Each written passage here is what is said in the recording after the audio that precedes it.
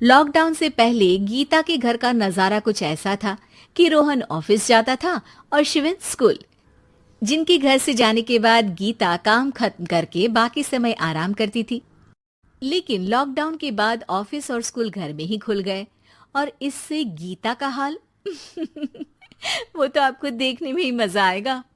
शिविन, ओ शिविन, महाराज उठने के लिए क्या 21 तोपों की सलामी लेंगे? अरे बिस्तर से बाहर निकल, ऑनलाइन क्लास स्टार्ट होने वाली है। अरे तुम भी हद करती हो, स्पीकर की तरह चिल्लाने की क्या जरूरत है? दिख नहीं रहा मेरी कॉन्फ्रेंस चल रही है। अब कैमरा और स्पीकर ऑन कर रहा हूं, मुझे कोई शोर नहीं चाहिए। इस पर जैसे ही रोहन लैपटॉप का कैमरा और स्पीकर ऑन करता है तभी कुकर की सीटी बजती है। करा लो अब इसे चुप। लॉकडाउन नहीं हुआ, मेरी मौत का फरमान जारी हो गया। दोनों बाप बेटे ने नाक में दम किया हुआ है। ऐसा बोलकर गीता वहां से शिविन के कमरे में पहुंच जाती है, जहां शिविन अभी भी सो रहा होता है। ओ आलसी, अब अगर 5 मिनट में नहीं उठाना तो आज तेरा गेम और यूट्यूब कैंसिल।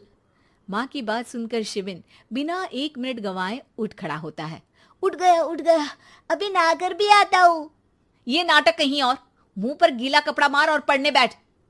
शिविन की ऑनलाइन क्लास स्टार्ट हो जाती है, जिस पर गीता उसे वहां बिठाकर रसोई में चली जाती है। थोड़ी देर में उसे कमरे से कुछ आवाज सुनाई देती है, जिसे सुनकर वो कमरे में वापस आती है। हाय राम, तुझे क्लास अटेंड करने के लिए बोला था, कैमरा ऑफ करके बिस्तर पर नाचने के लिए नहीं बोला था। मम्मी मुझे कुछ समझ नहीं आ रहा, आप बाद में पढ़ा देना ना, वैसे भी अटेंडेंस तो लगी गई है। हाँ हाँ बेटा, जरूर बन जा। तू अभी से हम सबका बाप बन जा। अरे नहीं मतलब कहाँ से लाते हो इतना दिमाग, और पढ़ाई करते हुए ये चला कहाँ जाता है? नाइस क्वेश्चन, दिमाग से पूछकर बता दूंगा। शिविन की बातों से परेशान होकर गीता उसे मारने के लिए जैसे ही आगे बढ़ती है तभी वो कमरे से बाहर भाग जाता है। अब शिविन आगे आगे और गीता हाथ में चप्पल पकड़े उसके पीछे पीछे पूरे घर में दोनों घूम रहे होते हैं। इसी बीच वो रोहन के पास पहुंच जाता है और शिविन को मारने वाली चप्पल रोहन के लैपटॉप पर जाकर गिरती है। ओए माँ! मम्मी, अब पापा को चप्पल मार रही हो? वो आज तक के रिपोर्टर, चुपचाप जाकर क्लास अटेंड कर ले, नहीं तो अगली तेरे पीछे लगेगी। इस पर शिविन वहां से चला जाता है, जिसके बाद रोहन गीता से कहता है, इस सर्कस के लिए कुछ बोलना चाहोगी? अरे क्या करूं, जब से तुम दोनों घर में रहने लगे हो, घर अपने आप ही सर्कस बन गया है और मैं तुम्हारी नौकर। कभी बेटी को संभालो तो कभी बाप के नखरे उठाओ। इन्हीं सब उथल पुथल में दिन बीतते रहते हैं, जिसमें हर रोज घर के अंदर कुछ नया सियप्पा खड़ा मिलता है, जो ज्यादातर शिविन और रोहन के ऑनलाइन स्कूल और ऑफिस से रिलेटेड ही होता है। एक सुबह, शिविन चल उठ, आज की क्लास जल्दी है। कैमरा ऑफ करके आप अटेंड कर लो। अरे ऐसे छित्तर पड़ेंगे, दादी नानी सब एक साथ याद आ जाएंगी। गीता की लाख मशक्कतों के बाद क्लास तो खत्म हो जाती है, लेकिन उसके बाद शिविन फोन इस्तेमाल करते हुए इंस्टाग्राम रील बनाने लगता है। रसोड़े में कौन था? तुम थी, मैं थी, कौन था? कौन था? हाँ, मैं गरीब हूँ। अरे ओ गरीब के बेटे, आजा, मैं बनाती हूँ तुझे गरीब। मैं बताती हूँ रसोड़े में कौन था। पढ़ाई करने बोलो तो इनकी माँ मर जाती है, और ये पागलपंतियां जितनी मर्जी करा लो। गीता शिविन को डांट रही होती है, तभी रोहन बीच में बोल पड़ता है। अरे बच्चा ही तो है, इतना गुस्सा क्यों कर रही हो? बेटे का साथ देने की इसी एक कोशिश में अब शिविन के साथ साथ रोहन भी गीता के गुस्से की सूली पर चढ़ जाता है। अगर बेटे पर इतना ही प्यार आ रहा है तो इसे क्लास अटेंड क्यों नहीं कराते, इसका होमवर्क क्यों नहीं कराते? उस समय तो बहुत जल्दी मीटिंग आ जाती है, वो काम मैं करूं और यहाँ इस बेफिजुली की चीज में तरफदारी करके बन जाओ महान। हे भगवान, कोई तो इनके ऑफिस और स्कूल खुलवाओ, मैं इन्हें और घर में नहीं सह सकती। अरे कुछ और मांग लेती, क्योंकि तुम्हारी ये विश इस साल तो पूरी होने से रही, कोरोना। हाय नास पिटे ने जिंदगी ही बर्बाद कर दी। खाए कोई पचाए कोई, कल मुझे चुन चुन कर सबको मेरी बद्दुआ लगेगी। उन्होंने दुनिया का और इन बाप बेटे दोनों ने मेरा जीना मुश्किल कर दिया। गीता वहां से चली जाती है, जिसके बाद रोहन शिविन से कहता है, अरे तुम्हारी मम्मी इतनी भड़की हुई क्यों है? आपकी वजह से पूरा समय घर में रहते हो और उस पर कोई काम कराने की जगह बस ऑर्डर देते रहते हो। अच्छा बेटे, सारा इल्जाम मुझ पर, पूरा दिन तो वो तुम पर ही चिल्लाती है। हाँ, मतलब दोनों का 50-50 है, कुछ करना पड़ेगा। वो कहते ना, make the best out of worst. I have an idea. वैसे तुम्हारी माँ सही कहती है, बहुत जुबान चलाने लगे हो, कम बोला करो। अगली सुबह रोहन और शिविन अपनी गलती को सुधारने के लिए गीता के उठने से पहले घर का आधा काम खत्म कर देते हैं, जिसे देखकर गीता खुश हो जाती है और फिर बाकी बचा काम वो तीनों मिलकर पूरा कर लेते हैं। जिसके बाद अब वो सब मिल बांट कर हर काम में एक दूसरे की मदद करते हुए लॉकडाउन का मजा लेने लगते हैं। सिद्धि की शादी के बाद वो ससुराल चली जाती है। पीछे रह जाती है भाभी रानी। सिद्धि के ससुराल जाते ही भाभी कहती है, अरे वाह जी वाह, सारे कपड़े मेरे। हाय रे पैंट, अरे वाह वाह, मजा आ जाएगा। अरे ये सिद्धि की अलमारी के सामने खड़े होकर क्या बड़बड़ा रही है? जा जाकर देख मेहमानों को विदाई की मिठाई मिली कि नहीं। अब हाँ माँ जी, क्यों नहीं, लेकिन पहले कपड़े तो बदल लूं। अब रानी आ जाती है सिद्धि के उन कपड़ों में जो वो ससुराल जाने से पहले घर छोड़ जाती है। अरे रानी, कुछ दिन रुक जाती। अरे ये तो सिद्धि बिटिया को मैंने ही दिया था, बड़ा ही फबता था उस पर, तुझ पर तो कुछ खास नहीं लग रहा।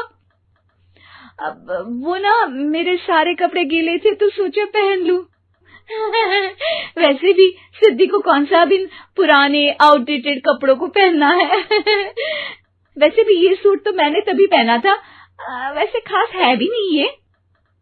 हाँ ठीक है, लेकिन ना मेरी सिद्धि पर तो जमता था।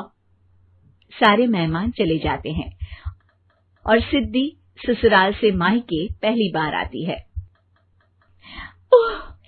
अपना घर, अपना कमरा, अपनी अलमारी। ये बोलकर जैसे ही सिद्धि अलमारी खोलती है तो सामने उसके कपड़ों की जगह कुछ और ही रखा होता है। ओ माँ, जरा कमरे में तो आना। सास और रानी वहां पहुंच जाते हैं। रानी ने पहनी होती है सिद्धि की जींस और टी शर्ट। अरे भाभी, ये क्या? ये तो मेरी बड़ी ही महंगी टी शर्ट है, इसे आपने घर में क्यों पहनी है? अरे बहुत मिलती है दीदी ये चौक की मार्केट में, 150 में। ओ भाभी प्लीज, ये एरोपोस्टल है, 2000 की एक टी शर्ट। ओह, 2000 में तो दीदी 4 साड़ी आ जाए। अब क्या बोलूं? भाभी, ये मेरी अलमारी में छोटू के कपड़े, तो मेरे कपड़े कहाँ हैं? मेरी अलमारी में? अब दीदी आपको कौन से पुराने कपड़े पहनने थे? माना भाभी, लेकिन मैं जब घर आती तो यही सब पहनती ना। अरे तुम तो बड़ी कंजूस हो दीदी। खैर, वक्त आता है जब सिद्धि ससुराल के लिए रवाना हो रही होती है। अरे रानी, अंदर से सिद्धि का गिफ्ट ले आ, लड़की पहली बार ससुराल से मायके आई है। रानी अंदर जाती है और एक सिंपल सी साड़ी लेकर बाहर आ जाती है। ये लीजिए माँ जी। सास बेटी को गिफ्ट देकर ससुराल भेजती है। अगले दिन रानी एक सुंदर सी साड़ी पहनकर सामने आती है। अरे रानी, ये तो वो साड़ी है जो मैंने सिद्धि को देने के लिए दी थी जब वो ससुराल ले जाती, लेकिन ये तूने कैसे पहन ली? अरे माँ जी, ये साड़ी तो मुझे बहुत पहले से ही पसंद थी, लेकिन चिंता ना करिए, मैंने सिद्धि के लिए भी अच्छी सी साड़ी दी है। हाँ। तभी सिद्धि का फोन आता है। क्या माँ, कुछ अच्छा तो दिया होता ससुराल ले जाने के लिए। अरे पहले दिखा दिया होता। ये चमकते हुए पैकेट में नौकरानी वाली साड़ी मत दिया करो माँ। अरे बेटे, वो तेरी भाभी ने ना गलती से उससे पैकेट बदल गया। हाँ, मैं कल ही तेरे भाई के हाथ से तेरा वाला पैकेट भेज दूंगी। अरे रहने दो माँ, आई एम श्योर भाभी ने अभी वही साड़ी पहनी होगी जो तुमने मेरे लिए रखी थी। तुम तो समझ नहीं पाई उनको। खैर छोड़ो, मैं ज्यादा बोलती अच्छी नहीं लगती, रहने दो, आपको उन्हीं के साथ रहना है, फिर बात करेंगे। सास को रानी पर गुस्सा आ जाता है। वो उसके कमरे में जाती है जहाँ वो शादी का एल्बम देख रही होती है। रानी, मार्केट जाकर एक ऐसी ही साड़ी लेकर आ। कल प्रतीक जाकर सिद्धि के घर दे आएगा। अरे क्यों माँ जी, कितनी साड़ी देनी है दीदी को? यहाँ कोई सेल लगी है क्या? अरे चुप कर, मेरे बेटी के हिस्से की साड़ी खुद पहन ली, अब ज्यादा ज्ञान बांट रही है। एक दिन सिद्धि का फोन आता है। माँ, मेरी सास ने आप सबको खाने पर बुलाया है। सारे लोग सिद्धि के ससुराल पहुंचते हैं। खाना खाकर वो लोग निकल रहे होते हैं कि सिद्धि की सास सभी को गिफ्ट देती है। अरे बहन जी, बेटी के घर का खाना खा लिया, यही बहुत है, जो आप ऊपर से गिफ्ट भी दे रही है। अरे बहन जी, आप भी कहाँ इन बातों पर विश्वास कर रही हैं। सास सभी को गिफ्ट देती है, लेकिन रानी को जो साड़ी देती है वो अजीब सी हरे रंग की, लाल रंग की बड़ी छाप वाली होती है। अरे चीची, ये कौन पहनेगा?